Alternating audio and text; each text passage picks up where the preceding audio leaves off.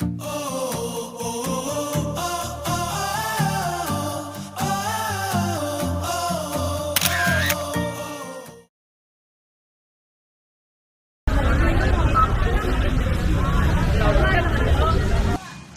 guys! We are Yung Student and as of now is gumagawa kami ng vlog para sa project namin sa Creative Nonfiction. And kung naipapansin nyo, nandito kami sa park ng munisipyo para magkaroon ng vlog sa aming travel vlog. So, ang pupuntahan namin is City ng Malabon, doon sa may San Bartolome. So, I am Elaine Amado.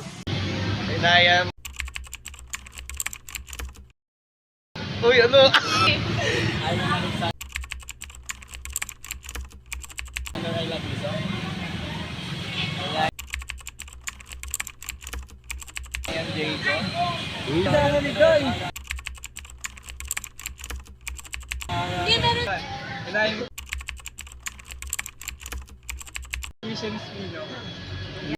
So, nandito kami sa park ng munisipyo ng Navotas at papunta tayo sa Malabon, sa city ng Malabon para sa San Bartolome. So, sasakay tayo ng jeep doon sa tamang sakayan. Tara!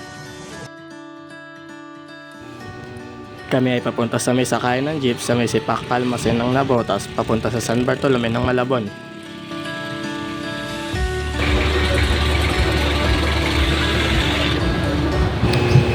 Kapag galing ng Navotas at ikaw ay estudyante, senior at PWD, ang pamasahe ay 11 pesos for discount at kung hindi naman ay 13 pesos for minimum.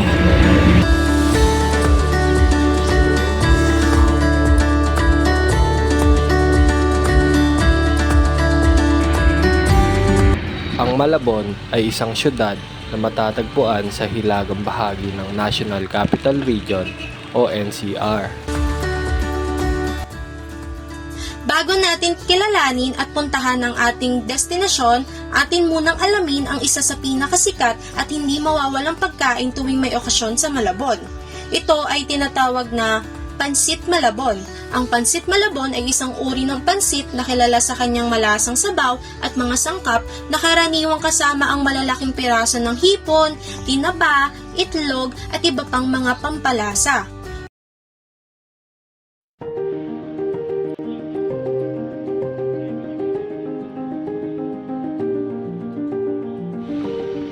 Dito na kami mismo bumaba sa harap ng San Bartolome Church ng Malabon.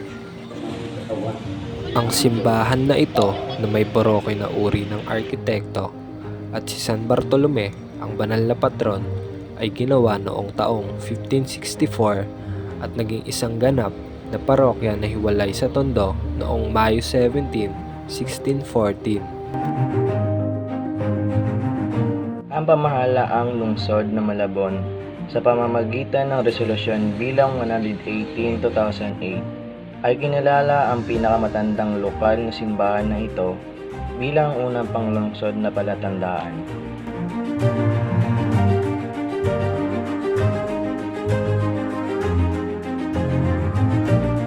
Dating bisita ng Tondo ang Malabon noong Mayo 21, 1599 at naging isang malayang parokya noong Mayo 17, 1614.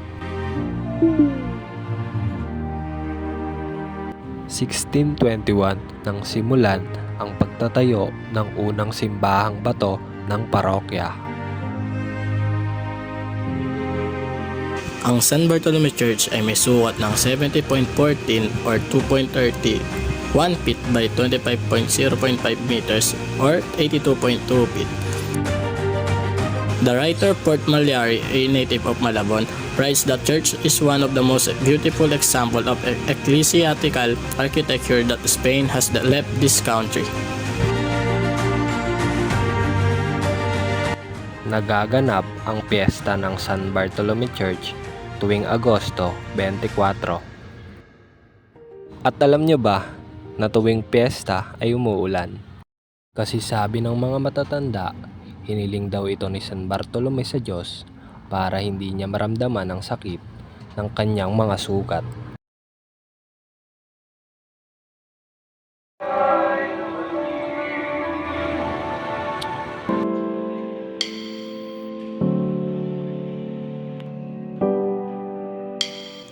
Dito matutunghayan natin ang isa sa madalas na nagaganap sa kilalang simbahan sa San Bartolome, with its stunning architecture, majestic interiors, and religious artwork making it one of the most beautiful and best choice for wedding ceremony. San Bartolome Church is a famous and great place to hold a wedding like this.